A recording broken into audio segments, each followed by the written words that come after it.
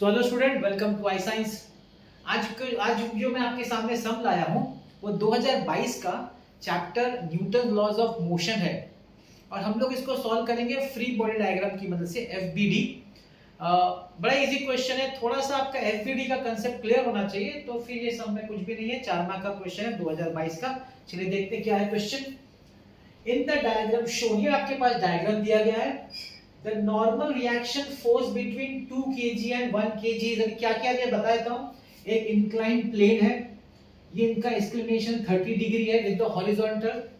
3 block है इस incline plane पे, 3 किलो, 2 किलो, 1 किलो।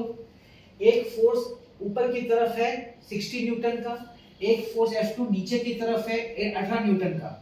और बोला है consider the surface to be smooth. आप समझ सकते हैं स्मूथ क्यों बोला है। स्मूथ इसलिए बोला ये बताने के लिए कि फ्रिक्शनल फोर्स नहीं है, नेग्लिजिबल है या नेग्लेक्ट करना है, मतलब इसमें फ्रिक्शन की बात नहीं करना है।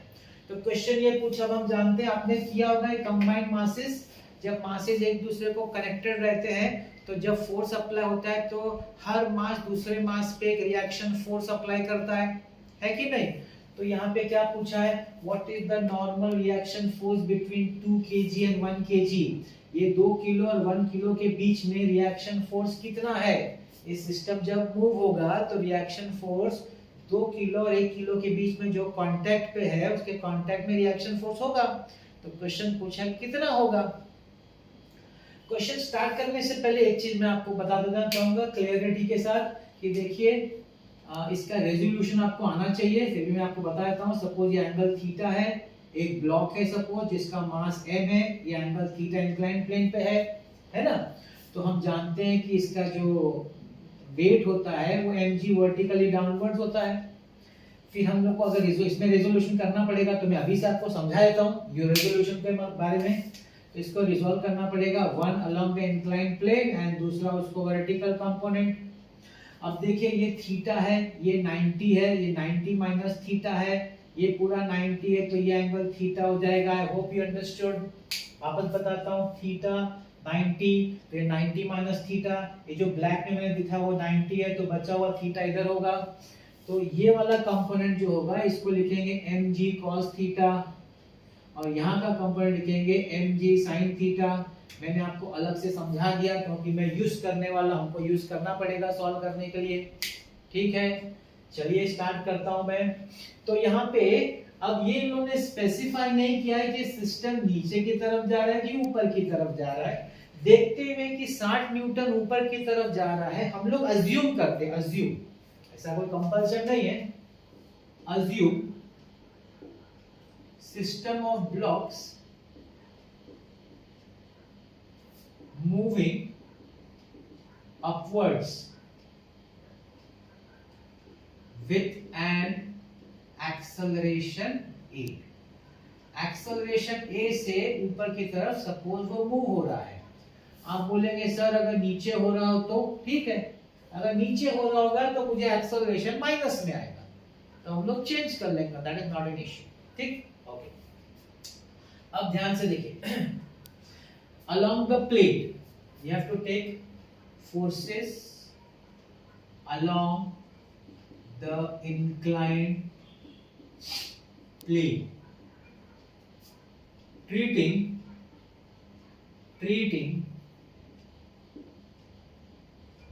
the three blocks as a unit of कितना है 3 + 2 + 1 = 6 kg। क्या कर रहे हैं हम लोग along the incline plane forces consider करेंगे जिसमें कि हम इस पूरे को एक यूनिट ब्लॉक समझेंगे। एक यूनिट क्योंकि सब कांटेक्ट में ना, बीच में कुछ कनेक्शन नहीं, सीधा कांटेक्ट में, तो पूरा इसको एक ब्लॉक 6 किलो का समझा जाएगा, 6 किलो का एक ब्लॉक।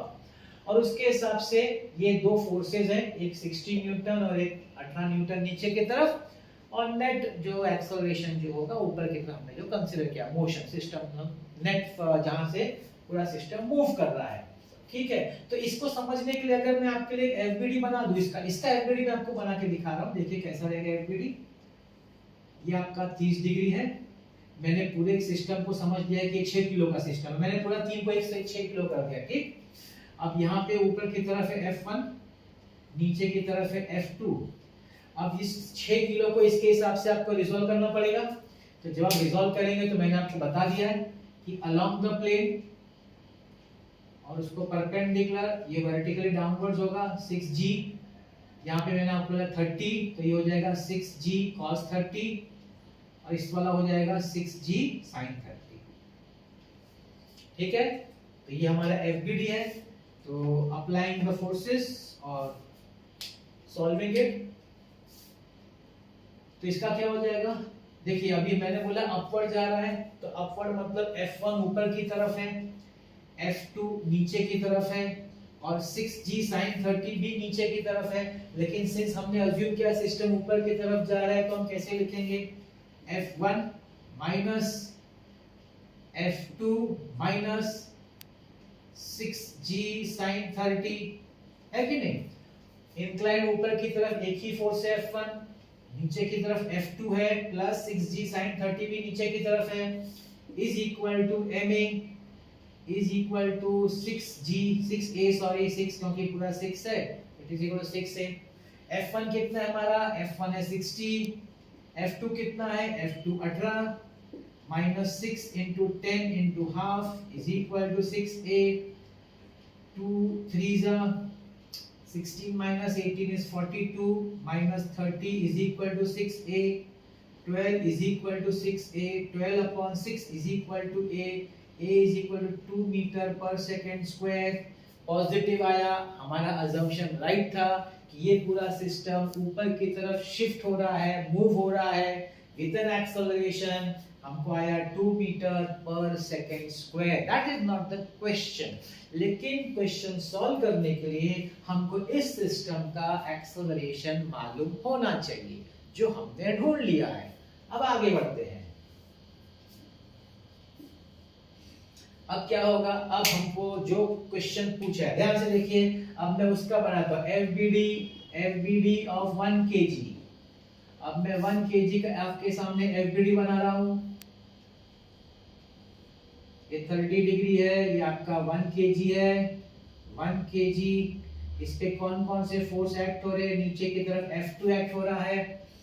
और क्या होगा? इसका नॉर्मल रिएक्शन जो पूछा है, प्लीज अंडरस्टैंड, 2 किलो के हिसाब से उस पे जो नॉर्मल रिएक्शन है ऊपर की तरफ एक्ट होगा, प्लस ये जो रेजोल्यूशन है, मास इसका 1 है तो 1g, ये आपका 30 डिग्री है तो 1g cos 30 and along the inclined plane 1g sin 30। I hope you understood।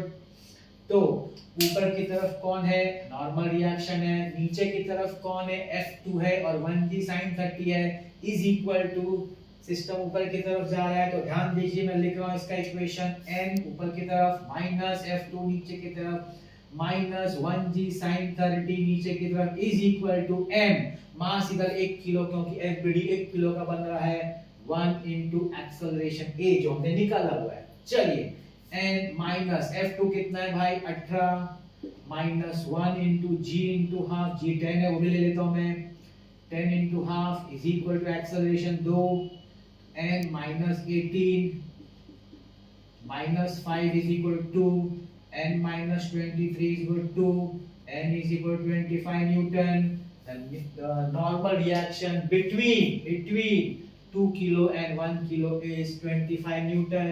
The option is D। देखिए 2 और 1 किलो के बीच में नॉर्मल रिएक्शन सेम रहेगा। जो फोर्स 2 kg 1 kg पे अप्लाई करेगा, वही फोर्स 1 kg 2 kg पे अप्लाई करेगा एज अ रिएक्शन फोर्स। ये तो आप शायद जानते होंगे। तो मैंने 1 kg लेके सॉल्व किया, कोई बोलेगा मेरे को 2 kg लेके सॉल्व करना है, दैट वो थोड़ा सा कंफ्यूज हो जाएगा क्योंकि फिर आप इसलिए फोर्स नहीं ले पाएंगे। सो इट्स बेटर आप 1 kg लेके सॉल्व करें, वो आसान हो जाता है। इस तरीके से हमको normal reaction force between 1 kg and 2 kg आ गया 25 न्यूटन। बड़ा मजेदार समय FBD के हिसाब से, बहुत मजेदार समय। FBD जिसको अच्छा लगता है, मजा आता है FBD करने को, उसको ये सब जरूर अच्छा लगेगा, है कि नहीं? तो यही है आपका 2022 का सम है, बड़ा इंटरेस्टिंग है। 4 मार्क क्लियर है। आई होप आपको समझ में आया होगा। मेरा पूरी कोशिश रहती है कि आपको कंसेप्ट सिखाऊं पहले और फिर मैं सम को सॉल्व करूं। तो हो सकता है कि आज मैंने वो चीज, इसमें ज़्यादा कंसेप्ट नहीं था, इसमें ये मेन कंसेप्ट यही था कि किस तरीके से इसको रिजॉल्व करना है, अदरवाइज तो इसमें कुछ ऐसा खास था नहीं। तो हर बार जैसे मैं रहता हूँ फिर भी बता रहा हूँ, फॉर्मूला बुक बनाइए बनाइए और बनाइए, स्टार्ट करिए और प्रैक्टिस। एक फर्स्ट टाइम के बाद सेकंड थर्ड प्रैक्टिस रैंडम करिए, अलग अलग चैप्टर, अलग टॉपिक्स, फॉर्मूला बुक सामने रखिए, सम को देखिए, फॉर्मूला बुक खोलिए, कौन सा फॉर्मूला अप्लाई होता है देखिए, ट्राई करिए, सॉल्व करिए। अनकंफर्टेबल होंगे चलेगा, आज हो जाइए अनकंफर्टेबल, एग्जाम टाइम में आपको कंफर्टेबल होना है, उसके लिए आज अगर अनकंफर्टेबल होना पड़े नो प्रॉब्लम। मेरे और भी प्लेलिस्ट है चैनल पे, सीईटी का है, जेईई मेंस का है, उसको भी देखेंगे तो इसका लेवल हो सकता है थोड़ा इससे ज्यादा हो, लेकिन आपका कंसेप्ट, आपका क्लैरिटी और कंसेप्चुअल जो पार्ट है वो आपका स्ट्रांग हो सकता है उसको देखने से। अगर आपको टाइम लगे डेफिनेटली देखिएगा, आपको फायदा ही होगा। तो मेरी हमेशा कोशिश है कि अलग अलग चैप्टर से जो इंटरेस्टिंग है, जो थोड़ा कंसेप्चुअल आपको स्ट्रांग बना, ऐसे सब मैं लेता हूँ जो आपके सामने लाता हूँ, और भी ऐसे लाता रहूँगा। आप मेरा वीडियो देखते रहिएगा। आज का मेरा वीडियो देखने के लिए बहुत बहुत धन्यवाद। Thank you very much.